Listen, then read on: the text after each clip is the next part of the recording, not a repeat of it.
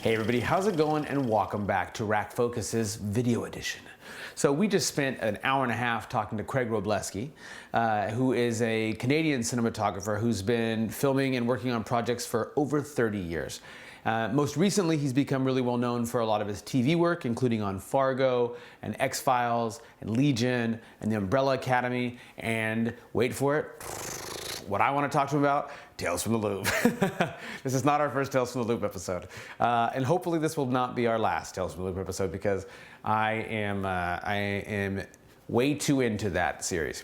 So we reached out to Craig because we wanted to talk a little bit about his work on Tales from the Loop. And of course, as conversations naturally do, they flow and they kind of go all over the place. So we had a wonderful conversation over a couple different days with Craig.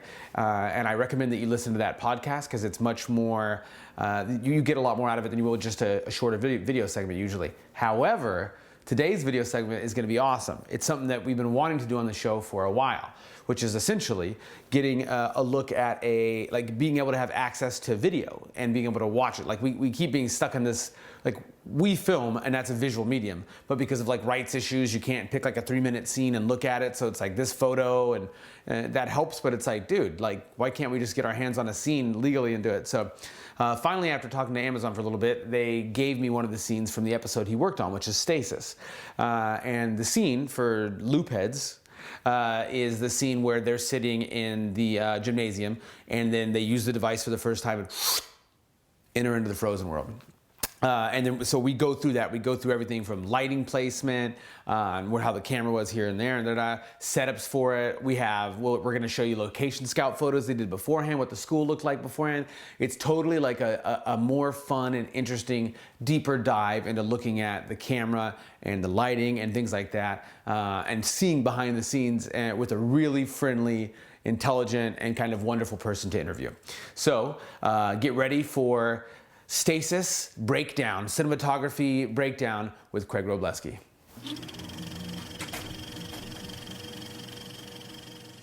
Well, Craig, thanks for joining. Very, very much. It's always fun to talk to you, and I'm excited we're doing a little video segment.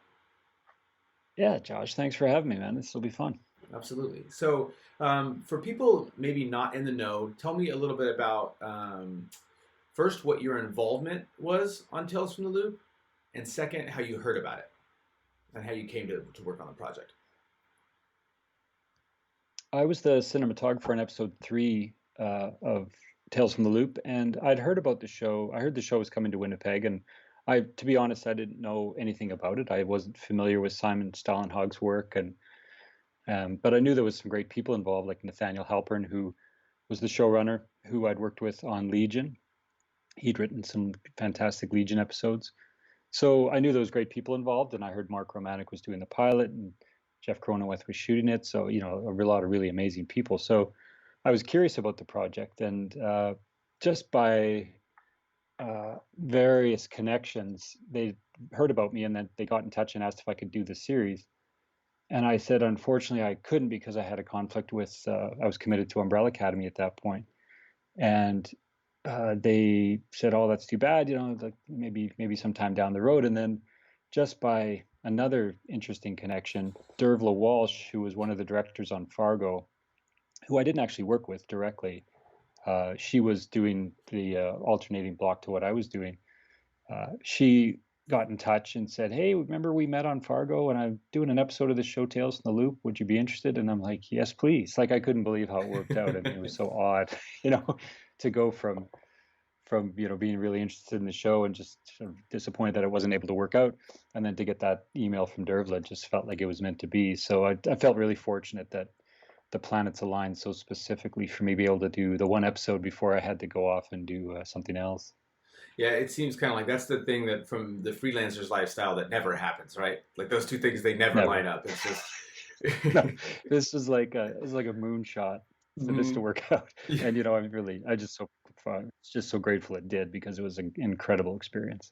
And talk a little bit about for those that don't know, because when we talked on the podcast, and I should mention that we had an awesome conversation for about an hour and a half. I didn't know who Jeff Cronenweth was, and I didn't know who Mark was either. And I looked it up, and I'm like, oh, yeah, I do. I just don't know their names. You know, I know. So talk a little bit about sort of being in that company, you know? Well, they're two of my heroes for starters. I mean, Jeff Cronenweth and Mark Romanek are they've. I mean, Mark has created some of the best music videos I've ever seen, and that were a huge influence on me. I mean, the Nine Inch Nails "Perfect Drug" video. I watched that thing over and over and over again, and he's just a genius. And to hear that he was doing the show, and then to get immersed in Simon's work and see just how incredible this could possibly be. I thought this is amazing. And Jeff Cronenweth is a huge influence as well. I mean, his work with Fincher, his music video work, his commercial work, like he's just brilliant. So, just to kind of follow in the footsteps of two of my heroes was, it's a pretty kind of a bucket list situation. That's awesome. So you get the moonshot, right? The thing that never happens, where you have a little bit of space and they offer you a piece of the project that you wanted to work on. What's the first step? The first step was I read the script, which I thought was just beautiful. Like it was one of the most beautiful scripts I've ever read. I mean, I just thought that Nathaniel really tapped into something fundamentally human and universal in these scripts, and and the concept of stasis and freezing time is kind of a universal theme. I mean, I think everybody wants to take the best moments of their life and freeze them and live in them forever, but that's just not how life works. So, that concept and the idea of visualizing that concept was incredibly appealing. Just the notion of taking a feeling that almost everyone in this world has and trying to visualize it was, just the kind of challenge that every DP wants. Yeah, that makes it. It is definitely one of those things.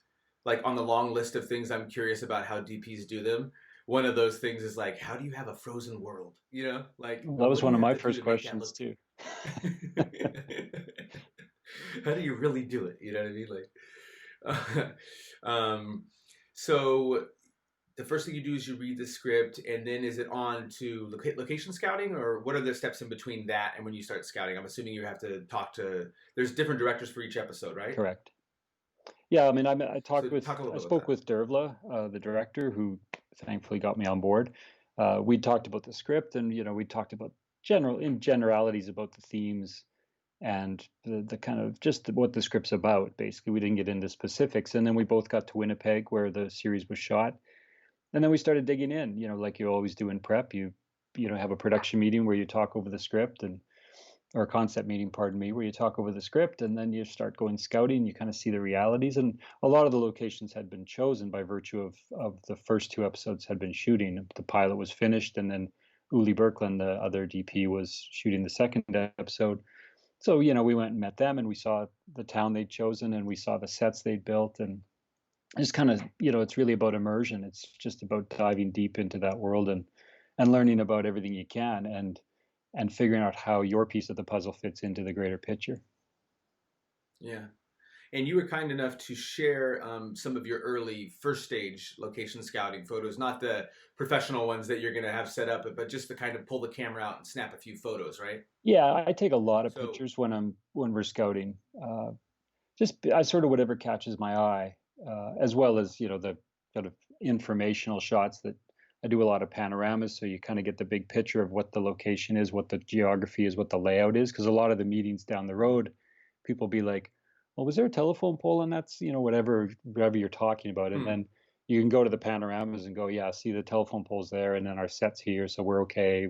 Whatever the question is, and then just generally take a lot of shots that aren't really interesting to anyone but me for the most part. yeah. uh, they're not high art by any stretch, but it's really about gathering information and kind of letting it soak into your subconscious and just sort of absorbing it, and then through all the filters and all the process you go through, those photos turn into something hopefully beautiful and evocative. Okay, so this was fun to look at because, and I guess I haven't said this yet. I've said it like almost ad nauseum on the podcast, but I absolutely loved Tales from the Loop. And sometimes people say they like a project because they're doing an interview and it's just kind of part of the banter. I love what you worked on, but I specifically am reaching out to people because I think this is like one of my favorite projects of the last like 18 months that I've seen. Like I was just floored by it. Me and my girlfriend were floored by it. I've watched it probably 3 times. I just loved it so much. And I think it's one of those kind of series that's going to that's going to live on. You know what I mean? Like I it may not have the. I would hope so. I Go mean, ahead. it's so the stories are so universal, and there's so much. I mean, it's one of the most deeply human shows I've ever worked on.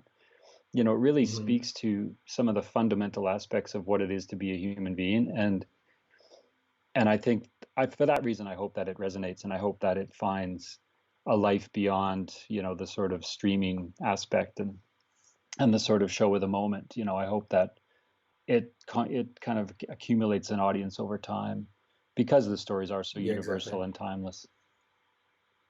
I think so too. A testament to that is the fact that it's funny because when you talk to a crew who work on something, they don't always watch every episode of the rest of the show and know about it, know the characters, and you know what I mean. Like, and when I talk to people, they're just like, "Oh my god, the episode and blah blah blah." You can tell that they're fans also, Yeah, and that's kind of exciting. well, and Like that's what I it's loved not about always it. the case. I love that it Yeah, was. I mean, it just spoke to me. It was. I've always been fascinated with time and how people experience time and how we experience time, largely because in this industry, time becomes a blur. You get so mm-hmm. immersed in a project that you realize that 3 months have gone by and it's just a blur to you. Time becomes a very sort of fluid, slippery thing in this business, and to have a script that kind of speaks to how we experience time and how we wish we could manipulate it, it just really, I don't know, it just really hit me, and it kind of came along at a perfect time in my life after shooting on the road for 4 months and realizing that sort of everything was a bit getting a bit sort of blurry, you know, to have a script that kind of scintillated the experience, I thought was really, really fortuitous. Yeah, yeah, exactly. And there's actually a lot to unpack there too that I want to ask you about. But if we let's look at a few Sure. of Yeah. Sorry, I got um, sidetracked. no.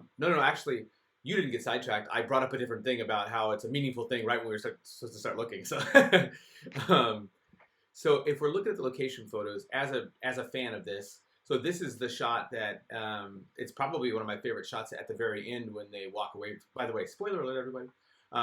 When they have that final scene together and she walks away from him, Yeah. and you do that classic see each other. Do you look back? Do you not look back? Scene, but there's this awesome wide shot, and you can see both sides of it at once. I thought that was really cool. But so I'm assuming that's that. It looks like it, right? Yeah. Yeah. Exactly. That's the bar and the bar set basically, and this is sort of the main intersection in the town of Mercer in the show, which is a town in Manitoba whose name escapes me right now. I think it's called Morden, um, but it's a really cool little town, and it became our world. And we knew that in Stasis we were going to be spending a lot of time on that main street, and basically constructing a whole world on that street. So, I took a lot of location photos, and this is an example of where I'd shoot a panorama, which isn't really Yeah. indicative of a frame we intended to shoot, but it shows all the information about where things are, in the world and how it fits together. Because I'll take a lot of pictures that are indicative of specific angles, but then you also kind of need to know the big picture. So when you're talking about it with other people, you can say, well, like for example, if we didn't want to see that light post, to be like, okay, how do we get that light post out of shot? What Yeah. angles do we need to see? What's in our backgrounds that we might need to modify? You can see the two Yeah. banks. There's like an RBC bank on this one side and a CIBC on the other. So it's like, okay, we have to cover up those logos, or greet them out, or have VisFX take care of them, or whatever the decision is. But these big panorama photos are always helpful to bring up in meetings and Yeah. to share with people, to say, okay, here's the big picture, and here's the piece of it we want to see. It's funny that you mention it because I've made that mistake multiple times where you just try to get the exact like framing, like I'm gonna get the over the shoulder, that's what we're gonna do, or da da da, and then you get back and you go, shit, I don't remember where I know where the windows are clearly by the light, but I don't remember what if we need to bring bigger equipment in or whatever. Da, da, da, where's this at, or is there space behind them if we needed a little bit more room, like those basic questions because you just go like, this is the Yeah, framing I want, no, and or it's maybe this is the framing I want. exactly, and it's just critical to have the big picture. And I find that that's a lot of, when people are scouting, they're always looking at their specific things, right? And I just think those overview pictures I find are just invaluable, because everyone's like, they're so focused on the details that the big picture is never really captured, and it's always something that you're like, okay, I can bring that up, and everyone's like, oh yeah, right, because everyone was looking at some minutia, which is great because that's their job. But Yeah. I just find it really helpful. I did notice that every now and then in your location photos, you do some, or at least you included with it some of the frames that are actually indicative of what's really going to show up. So if I bring up an example, I can do like a side by side, but we're going to look at a video later that's going to start with this scene, but we're looking inside the gym here. Is that correct? Yes, yeah, this is inside the gym at the school where May first shows Ethan the stasis device and turns it on. Yeah, and if we're looking, so yeah, exactly. There's your profile. Yeah, go ahead and talk about it. So here's our first one. So this is an example of a frame that was something we saw on the day, and when we're scouting, not only do I take the kind of informational shots, but try to find frames that are interesting and indicative of something we might want to actually capture, and then share it with the director. So that's Dervla on the far side, our wonderful director, and that's Michael Wiley, the production designer, who is in so many of my location photos because we've done 3 shows together. And I should make a book of pictures of Michael, because usually he's like mugging for the camera whenever I'm taking these pictures. He's a very funny guy and very talented, and I should build a book because there's some fantastic pictures of Michael posing for the camera. That's awesome. But this is they generously agreed to sit in for this shot, so we captured this just so we could talk about this as a potential angle for May and Ethan when they're discussing the stasis device and sitting in the gym. So, this is fairly representative of the angle that we ended up capturing. And on the day, if I recall, we talked about coming around to the other side to get a matched angle back on Ethan over May, but we decided on the day that it all played beautifully on the one angle. So this ended up being this and the reverse were the only 2 angles we shot for the sequence, which, it's a very loop thing to do because, Yeah. it's not a show that demands 10 pieces of coverage for every scene. If it works, it works. And, and everyone's willing to commit to that, which again is such a pleasure because, some shows want as much as you can possibly give them.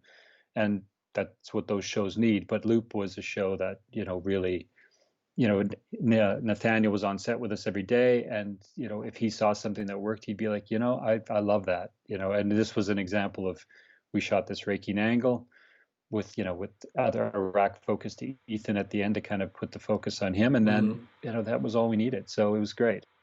And you have this angle too, right? You have it should be right here. And then there's the reverse of it as well. This was another, when we were kind of looking for how to potentially shoot this. We love this idea of the kind of clandestine aspect of Ethan and May sitting in this darkened gym by themselves while the rest of the school is out in the in the hallways and in the classrooms. The idea that they kind of stealed away in the gym to have this little clandestine moment where she shares what she's learned, that she has this device that can stop time.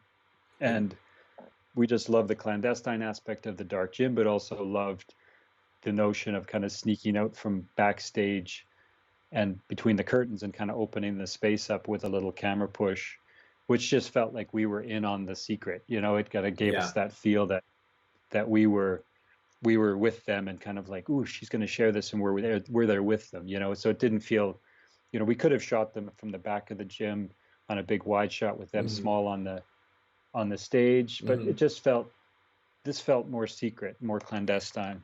Yeah, we loved it, and then we did the little push just to kind of open the space up. So as the scene opens, we start to reveal more and more of where they are, and it just it's one of these things where you just see it, and it was a beautiful space, this gym, with the arc ceiling and just the way all the lines worked and all the shapes. It was a really beautiful space, which they had shot it in episode 2 as well. And we, you always want to find unique ways to shoot things so that you're trying to keep the spaces as interesting as possible. So we were looking for a way to shoot it that hadn't been shot in episode 2, but also spoke to the story of this this secret that May had to share. Not just for the sake of it, but to add to the story, right? To be part of it. Exactly. Yeah. I mean, that's I try to never do anything just for its own sake, because that's just too it feels like wanking. Yeah. You know, Yeah, exactly. important. I just I've we're there to service the story, and we're there to set a stage for the story. And if we're not doing that, then I don't think the audience responds to it in the way that you'd hope, if you unless you're being authentic to the moment and authentic to the story. Exactly. And what's kind of fun is because we're about to look at the video of this scene, it's kind of cool to see location scouts of it first. So like there's the hallway somewhere in here. Let me bring the hallway up. So for example, it'll be kind of cool to go from just, images snapped from the phone to then actually seeing this in action shortly. Now, Hmm. is this the actual hallway or is that too skinny? That's a good question. But this is the actual hall. Oh, okay. It's a wide angle lens, I guess, Uh, so it shrinks the. yeah, this is the reverse angle from the gym. Is actually if is a door on the right side. They're about halfway down the hall. That's the entry. That door there is the entrance way to the gym. So this is the reverse angle Oh yeah, because they're gonna come from out and go this. Got it. Okay. yeah. And we closed off that doors down at the end just to kind of give it a sense of not being endless. But this hallway, I mean, if the palette of Loop is very specific, and this school fit right into the palette in terms of where the tones were sitting and just the general feel of it, that sort of timeless aspect where this school isn't modern, but it doesn't also feel ancient. It's somewhere Mm-hmm. in between. Mm-hmm. And we always try to as a DP, you're obviously looking for something that has something to offer. You don't want to go into a location necessarily where you have to build everything from scratch, or it has to offer something to you and has to speak to you on some level. And this hallway was great. It was narrow, which worked for what we needed to do, because we wanted to walk May and Ethan through this sort of statue garden Mm-hmm. of frozen people. And if it was a narrower hall, it made it a little more winding path, which was more interesting. If they had to move around the people, and just to make the journey a little more dynamic. Yeah, exactly. And it had windows where we wanted the windows to be, and the windows were somewhat controllable. I mean, there's location scout photos of the sun arc, where I take screen grabs from Helios of where the sun's going to be, so I can be very specific, like basically find out exactly. There was a little pocket of light that would have popped through, between 4:30 and 6:30, and just want to make sure that we weren't putting ourselves in a position where we were fighting ourselves. So we were able to schedule it in a way that the sun would have been shadowed by the building, so we weren't dealing with direct sunlight creeping into this space. Hmm. We actually used it in another scene. We actually used the direct sunlight in an earlier scene where she first meets Ethan and says, I got a secret. Let's go to the gym. We actually used the sunlight. You can see it in the background. But I didn't want the sunlight to be in play for the frozen world, because it really complicates the notion of a frozen world if we start introducing too many variables into the mix. So, this was an example of, these are one of the scout photos that's only interesting to me, but it's critical information to have in terms of the planning. And if the assistant director is asking what the light's doing, you can share this picture and say, look, here's the pocket where we're going to get into trouble, and here's the windows that could work for us. So That's awesome. these photos are, again, really really useful to me. They're not very scintillating to someone who doesn't understand them out of context, but they're critical to have. Yeah, they're practical, right? That's the art comes later, and we'll see the art. So, but it makes sense. It's Yeah, well, the one leads to the other. I exactly, mean, the art has to come out of a lot of preparation, and these photos are all part of it. exactly. What else? That's different. That's the beach. Oh yeah, and here's. Oh, this is just a set That's diagram. the Yeah, lighting plan for the gymnasium. Yeah. got it. Okay. Why don't we? Why don't we? Since we're talking about it, let me just make sure there's not something else. But and here, this is your lighting plan for obviously for the hallway as well, the second hallway. Yeah, yeah. This was the hallway. John Clark, our wonderful gaffer on Loop, who's extremely talented and very good at what he does. He was just great at soaking up the information and presenting it, in these sort of documents that again just clarified everything for people. So it was very specific about what we were going to do. And the hallway had a lot to offer. I mean, we were able to just swap the tubes in the fluorescence in the hallway to tungsten.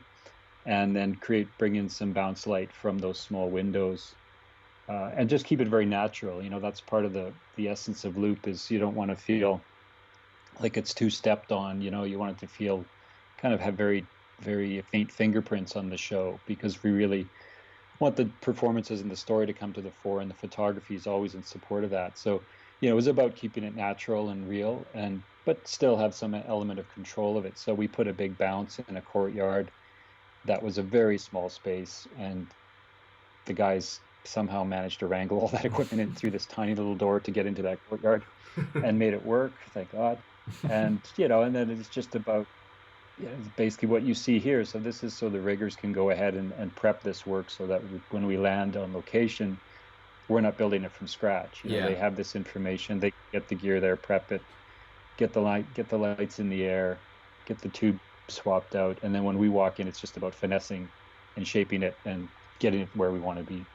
And just the reason you're swapping the tubes out is the color temperature difference? Yeah. I mean, we wanted to mix the color temperature, and we knew we'd have the daylight coming in the windows, and you know, we wanted the tungsten tubes to mix the color temps, so it didn't feel like everything was too perfectly balanced. You know, you want to feel real, and you know, real life is mixed light, and very rarely is everything perfectly balanced. So we were able to basically, because this LUT, the beautiful LUT that they created for the show, was so forgiving, and so it was such a uniformly beautiful LUT in terms of how it handled colors and tones, that I knew we could split the color temps to the extreme of having tungsten tubes and cool daylight coming in the windows, and that it would all kind of fall into place. You know, the LUT really was so perfectly geared towards the tones of the show that it was really easy to get it into the pocket, and you weren't ever fighting the LUT. Okay, so to take this from the level of abstract to where the audience can actually see it, we'll play this segment. And we have a segment that Amazon was nice enough to send us, which is pretty cool, that we could get a full video segment on here. It's 2.5 minutes, and it's going to go from that gymnasium scene to them stopping time. Again, we're talking spoiler alerts here. We're going to see that whole section. We're going to see them go through the hallway that we just talked about, and we're going to finish around there. So let's play that so the audience can take a look at it, and then we can dive into it, kind of how you did some of that stuff, if that works. Here we go. I found a way we can be together. The sun. You fix it? Go on.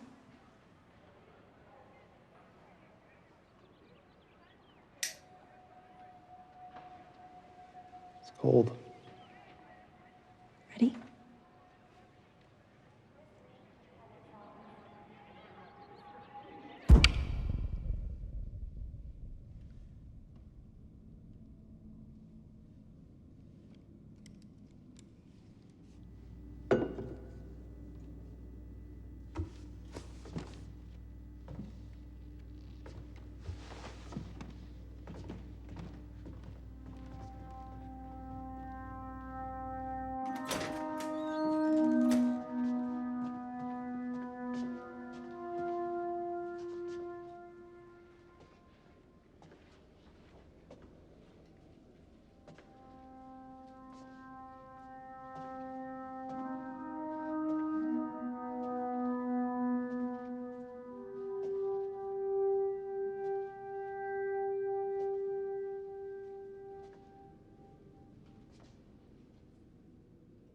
Neat, huh?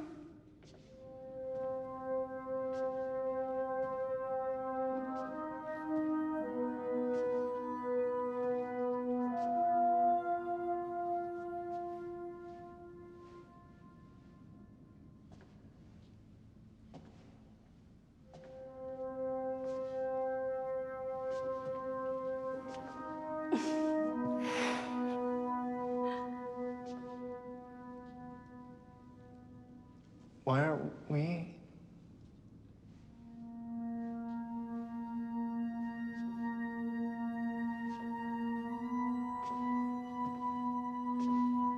Is the whole town like this? It's just us.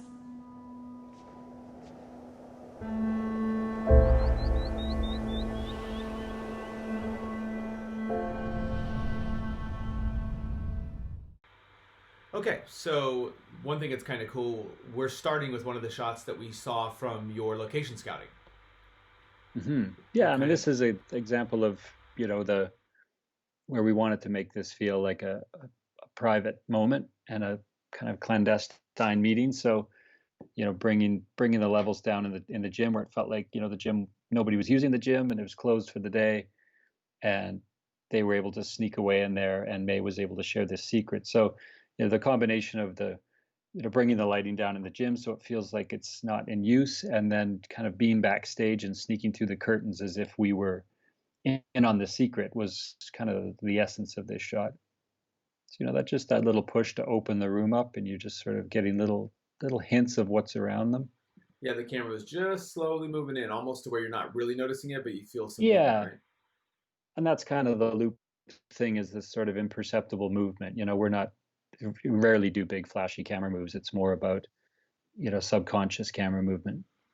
Yeah, and you said something that's going to come up in a second because in our audio podcast, you mentioned that sort of looking at the camera work is a little bit different before the frozen world than it is during the frozen world from a movement standpoint, right? And we're going to move Yeah. right now. We're going to move from the non-frozen world to the frozen world. Yeah, so this is an example where in the non-frozen world, so the camera movement's very subtle. And, this frame is static, and we're just watching this happen and observing this moment.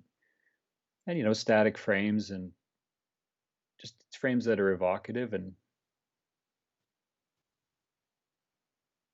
simplicity is kind of the order of the day. And then when we come back, I always love frames that build a dynamic as well.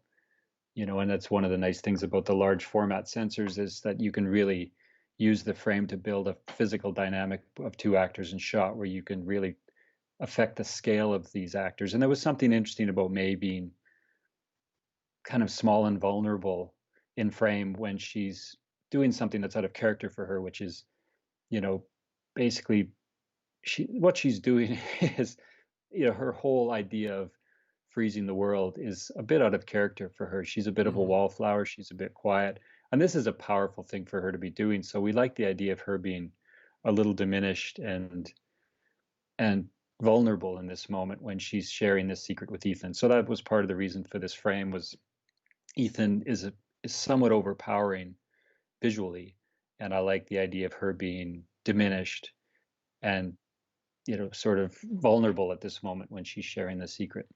So that it looks like it feels to her, basically. It's a visual representation Exactly. of how It's kind she of would a feel. Really. reflection of her experience. Yeah. Yeah, because if we were in his mind, it might just be an equal, just a wide shot of the two of them. Similar framing, similar size, right? But in her mind, she's like, holy shit, I have something to show you. Are you ready for this, right?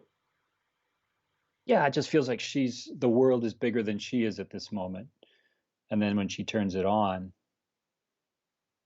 which I just love. I mean, I love these frames that are just kind of off, unconventional in a good way. And almost it kind of looks like a painting, which I guess, of course, is apropos, right? Exactly.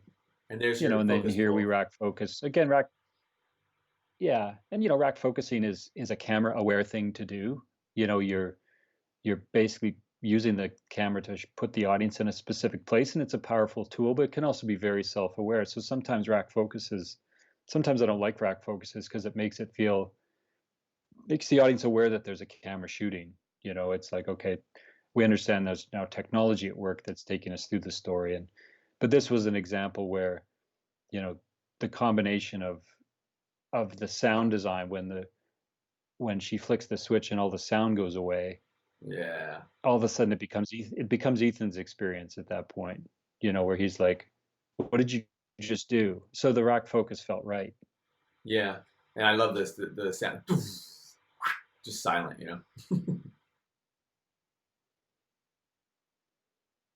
And then we go back to her.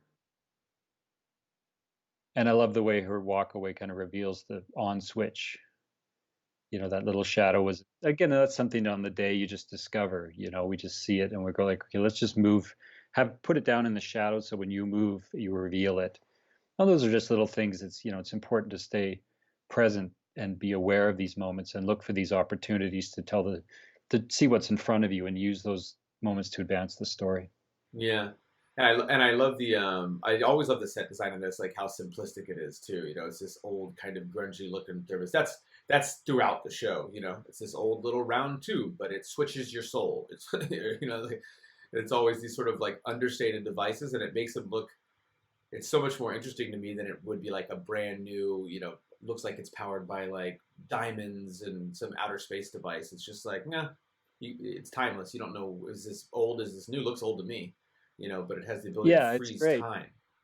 Yeah, it really is great. And I don't know if this for sure, but I think that that switch is from a Volvo. I think it's actually one of the Really? dashboard switches from a Volvo. I'm not sure. Don't quote me on that. Okay. But I think it was. Someone told me that they took that switch out of an old Volvo, which is very apropos. Yeah, But you know, exactly. the we we talked about Dervil and I talked about getting a shot from the other side of the gym, a big wide shot of them approaching after she hits the switch. But again, we just saw this and went, you know, this sort of ominous device where you're not entirely sure what this thing's capable of. Uh, and making this device a character in the story was really important. So it just felt right to stay on this and do that little push. So you're kind of not entirely sure what is going to happen. You know, it brought an element of mystery into it yeah, just by exactly. staying on the device and letting them tail away out of focus in the background. It made this device a character and put a question in the audience's mind about what this is going to mean And it's large, now you that know, she's hit that switch. and it looms large, you know, as the camera slowly pushes in Exactly. on it. Yeah. Okay, so now we're entering into Frozen World, right? Yes. And now we're in the frozen world. So, you know, up until now, we hadn't done a lot of camera movement. You know, it'd been fairly, and a lot of it was fairly observational, you know, which is sort of the photographic style of the loop world is, you know, a lot of the time you're observing the story, not at a remove. I don't want to say that because that's not really accurate, but you're, it's an observational style. You know, the camera isn't as much a participant in the story. But we wanted to make the camera more of a participant in the frozen world where we're experiencing it with the characters. Because it's a new world, it's a world that no one's experienced before. We wanted to make it something that felt experiential to the audience. And this scene's a great example of it, where we basically follow them through this hallway of frozen people. And Ethan starts to realize what she's done. May has already seen this when she froze her parents at the house. So it's not entirely new to her. But to Ethan, this is, you know, he has no idea what's just happened. And this is on Steadicam, And yeah? this is on Steadicam, that's right. Which again is a tool we didn't use a lot in the show in general, but it felt right here because we wanted to be that kind of journey through the statue garden with our characters. Yeah, and it feels, in that sense, when it's tracking forward, it feels POV for him, kind of, you know, a little bit like A you're little bit, gliding. yeah. So sort of, not, Yeah, I it guess just not puts entirely, you but in you're the gliding story. into this existence, right? Like, Yeah. and for people who know the show, you'll, you know, there's some plot stuff going on here too. Exactly. Yeah. This is, you know, that's a fraught little moment of, you know, Ethan is falling in love with May, and that's May's boyfriend. And all of these performers were incredible at, you know, basically freezing. I mean, the solution, you know, we went through a lot of various technical permutations of how we might do this frozen world, and in the end, it came down to old school, just people freezing, and everyone was really amazing. And we built, you know, various little supports for them. So if someone had a more physically challenging position, we could support them. For example, under the Danny character's heel, there was a wedge, so he could hold a position as if he was in mid stride without having to, you know, physically strain himself to keep his heel off the ground. And, you know, we built little green supports for people's arms so that they could rest their arm on something and support themselves. And then those were just removed in post by our wonderful special or VisFX team. So, you know, ultimately it came down to a very simple simple solution, and it also helped on the day because it made it real, and it made it happen right in front of us, you know, where we could be very specific about what we wanted to do because it wasn't going to be put in later. It was right there in front of us. Yeah, and it's interesting. That to me was a big reveal. I had no idea that you had used real actors. I remember when we talked about it on the podcast, I mentioned that I never would have thought that was the case, especially in this world that is like 90% CG, it seems like, for everything now. And we Hmm. had interviewed the composer who introduced us, Paul Leonard Morgan, and he's like, dude, he's like, you got to ask him about it. They used all real actors. They're just standing there frozen for hours. I was like, oh my god, that's crazy, you know. So Yeah. it's a No, and testament to these but background it actors, speaks man. to, yeah, and it speaks to kind of the the world we live in, where there's a default thinking that, oh, it's got to be vis effects. And I love doing things practically in front of the camera. Whenever we can do something practically, I go for it, because I just think the audience feels the difference. I think I don't think they really understand the difference, but they feel it subconsciously when something feels real and authentic. And this would have been incredibly challenging to do by putting these people in later, just to have them interact properly with the light, have everything kind of feel unified. I think it would have had a level of artifice if we'd attempted, in all due respect to VisFX, because they can do incredible things. But I think on a subconscious level, the audience would feel a slight sense of artifice to it if we'd have done it. And also sometimes you can be seduced into doing things that are too flashy, Yeah, and too, like by keeping it authentic and creating those physical realities for yourself, it keeps it in an authentic place on a physical level, and you're not doing things that you don't get seduced by the technology, and you don't do things that are too much, or out of keeping with the tone of things, or overwhelming the moment with too much kind of technology and showing off, for lack of a better word. yeah. Now we'll follow him to the hallway.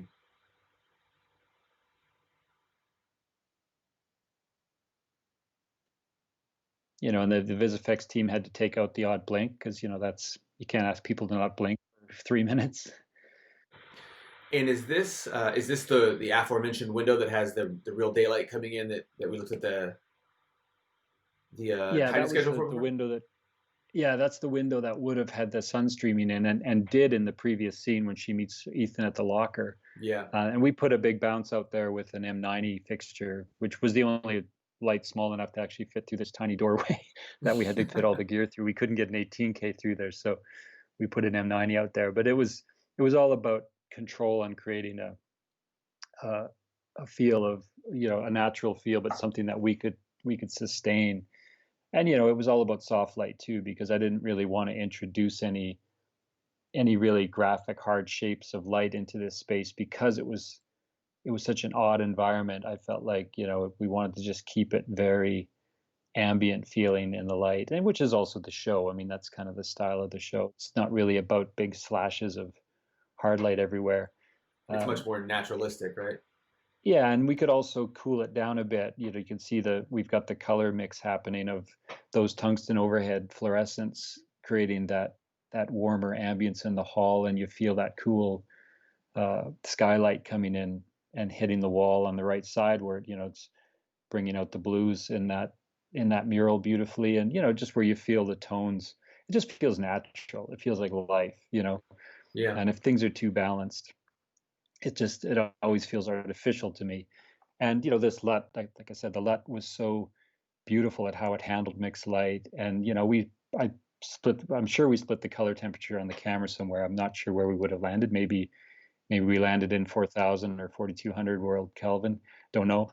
I can't remember. But it's all about finding that sweet spot where you're just finding that magic spot between tones, and not kind of too getting green, everything to not just too feel orange. unified. Yeah, where just nothing is too much, nothing's overwhelming one of the other thing. So, it's always about that sweet spot. I'm always talking to the DID about, let's find the sweet spot, and you just dance up and down the color temperature wheel until you find that thing that just hits. And sometimes it's a matter of like 100 degrees, where you Hmm. just go 100 degrees one way or the other, and it makes a world of difference. So, Just a little change. um, yeah, it's just about finding that perfect balance, and this hallway, I feel like we found a nice balance here. Nice blocking for her to turn around and stop and have her face lit up. Yeah, exactly. And it's all part of part of, walking it through with Derville and saying, could be okay if she moves a step forward when she stops, just so she kind of is. I liked her being in a bit of a spotlight there, because this is a moment for her when she's like, she's a wallflower who stepped into the spotlight by being able to control the world around her, and it just felt right to have her be in a little more light there. Yeah. And that's a nice reverse to see back to the hall. We've seen it largely from the one direction, and then just to be able to bring Ethan towards us and see the entire hall from the reverse is just, it gives it a nice sense of scale. And, when he's looking down the hall and that he's looking at more people that are frozen, and you see people frozen behind them, it just kind of places him in the world and makes you realize everything that he's experiencing, which is all brand new to him. A little bit, and you can feel the size of it a little bit too, right? Yeah, it just keeps the sense of scale and keeps the world alive. Talk to me a little bit about how one of the kind of interesting points that you made is showing that things are frozen, right? You can't just show a street with all the cars parked and no movement, because then that feels the way that any street does. It doesn't feel frozen. So you did some things to show that it was frozen. And what'd you do? Well, it was really important when we were building the frozen world. We realized that if you didn't feel like you'd captured someone in the middle of something, that it really didn't help to sell the idea of things being frozen. If you've got someone sitting in a car, for example, well, that person could have been sitting in that car for hours, and they, their position wouldn't really have changed that much. And we wanted to give the impression that people were in the middle of their lives when she flicked the switch. So it was important to find positions and physicalities that felt like they were stopped in the middle of something. And it was also a fine line between that and feeling gimmicky. We didn't want to have, too many things like frozen in the air, where it was like, oh, look at what we're doing. It was more about just people going about their daily lives. I mean, when they first come around the corner, there's a guy who's bent over to pick up a coin that was on the street, and then May steals the coin and takes it away. That's great. We when we're positioning cars, we wanted to make sure that we felt like there was some cars that were just pulling out of parking spots, and we had to have the wheels turned properly. So again, it's all about the details of feeling that something stopped in mid-motion. We have a gentleman unloading something from the back of a delivery truck, and he's just reached in to grab something, and frozen. It was really important to kind of find those in-between moments, because the bike is there's something about that where you go, oh my god, of course, because anybody that's ever been on a bike is like, you would just eat shit immediately. You would just fall on. Yeah, and it's all about a quick read too, where as soon as you come around the corner, you see the guy on the bike, you're like, oh wow, okay. Between the person picking up the coin and the bike, those are quick reads for the audience, where they're like, okay, hang on, this isn't right. Like everyone understands the physical realities of the world enough to know that you can't just stop a bike and just balance there. It doesn't work that way. And that's part of the beauty of Nathaniel's writing, is that was in the script. He'd been very considerate of thinking through what frozen moments could be and what moments should be, and then we would augment that on the day by giving people specific positions where it felt like they were in between actions. And I've always loved statues that imply a sense of movement. Like you see some carving in statues where you could feel the movement in it, even though it's a chunk of marble.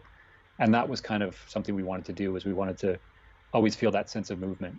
And it was really fun to position, and the background got really into it, where they would just do little things, like just if you put a little tension in your hand, for example, it makes it feel like you're in the middle of something, whereas if your hand is just loose, it doesn't feel right. So they would be doing something where they just put a little tension in their hand where they feel like the muscles are working, and it would make all the difference.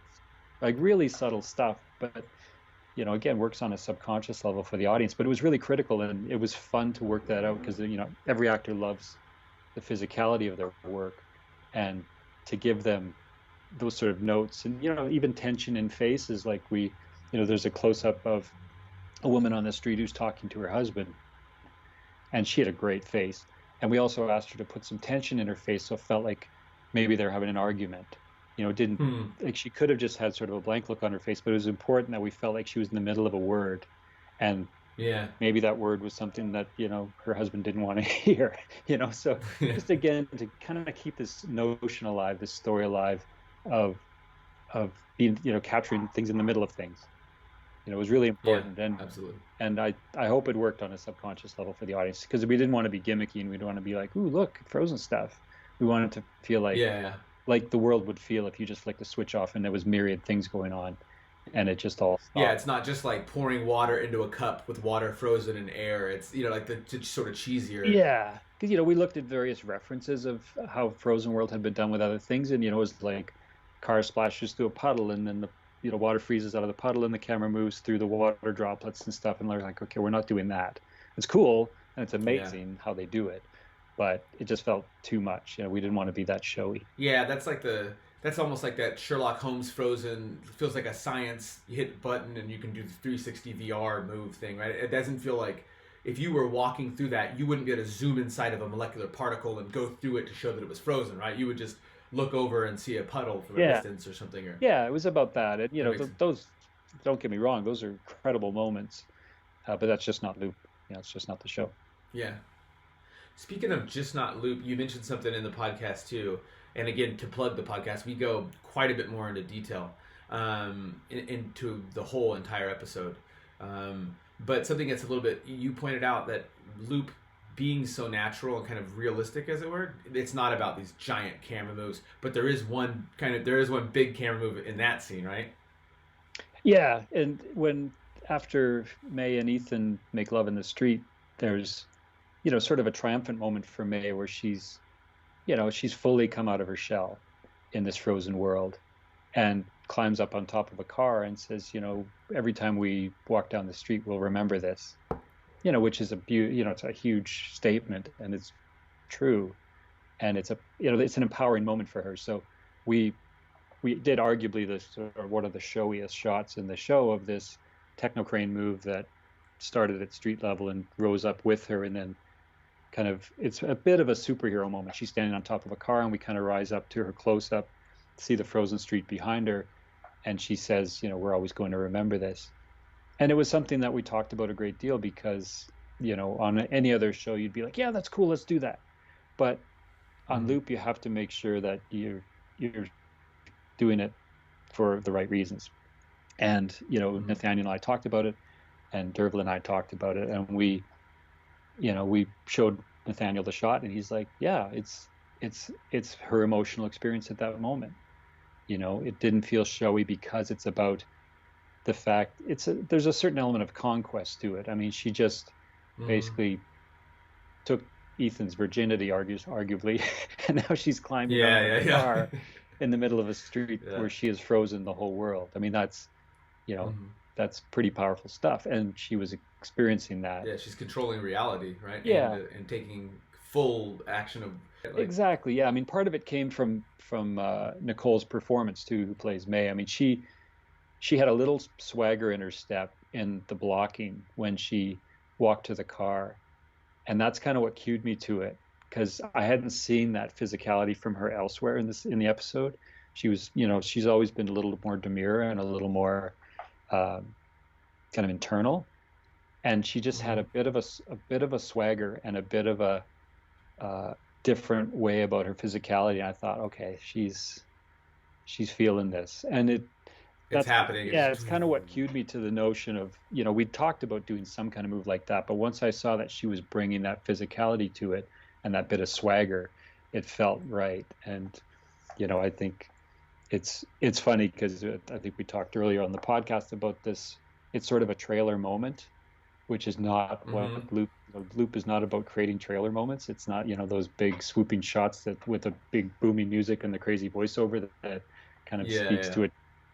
But it is kind of a trailer shot, and I found it kind of entertaining when it actually showed up in the trailer for Loop when they started publicizing the show, because I'm like, okay, so it is a trailer moment after all. Literally. Not figuratively. Yeah, exactly. So I know we have about 5 minutes left, so I wanted to just ask about one more thing, which this was interesting. Tell the story tell the story of the faded Volvo color palette. Well, when I started on the show, you, like I said earlier, you get to sort of go into the Loop 101 immersion class where you're just kind of getting fully absorbed into the world and immersed in the world of what had been created before you came. And in these meetings, in a lot of the meetings, people talked about faded Volvo, and it was like this code word for something. I'm like, what is, and I remember going to Michael Wiley, the production designer, and saying, look, what's faded Volvo? And he's like, come with me. And he walks me down the hall to the art department.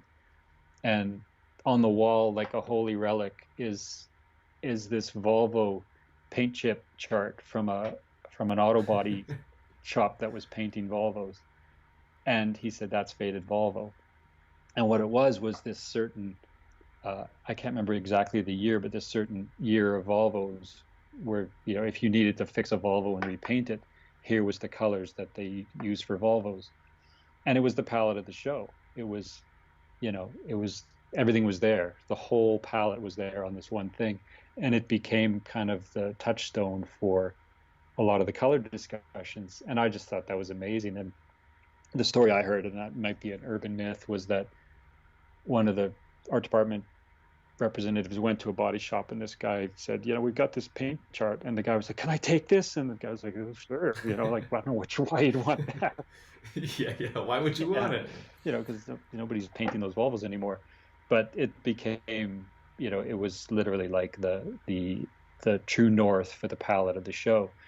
And, when you see the show, it's perfect sense because all the tones are there. And it's a lot of in-between tones, which I love. I love secondary and tertiary colors that have more depth and interest to them than a straight primary. I mean, a primary blue feels like one thing, where these other colors, they feel like multiple things.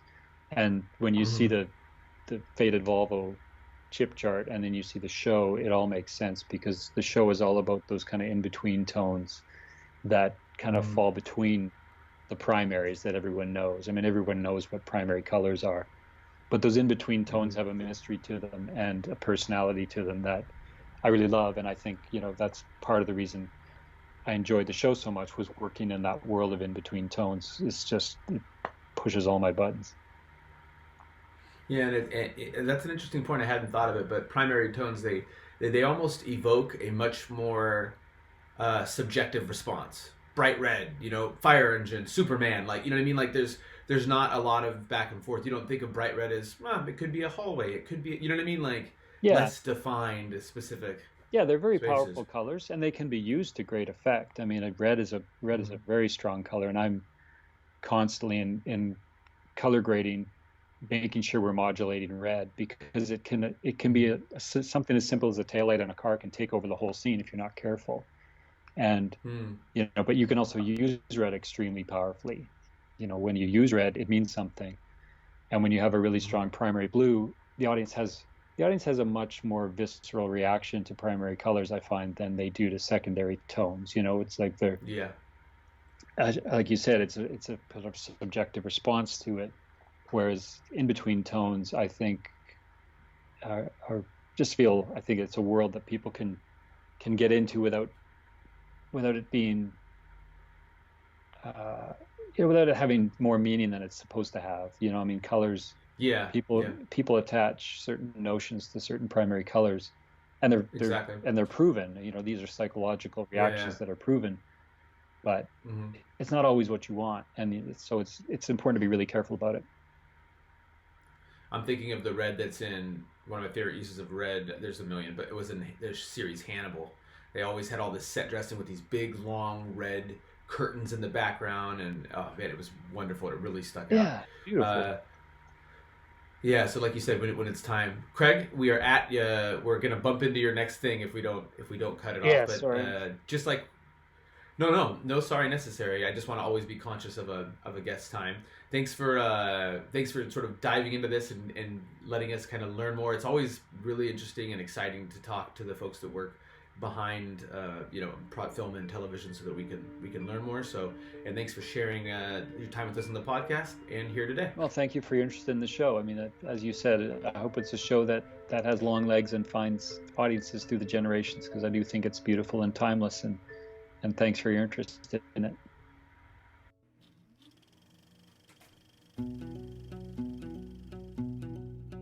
Thanks for watching RackFocus. We appreciate it. You can find links to just about everything down below. And if you want to help us out, please hit the like button down there. You can comment, which is awesome. We're always interested to hear what you think about episodes and what you have to say. And you can hit the subscribe button if you're interested as well. Thanks so much.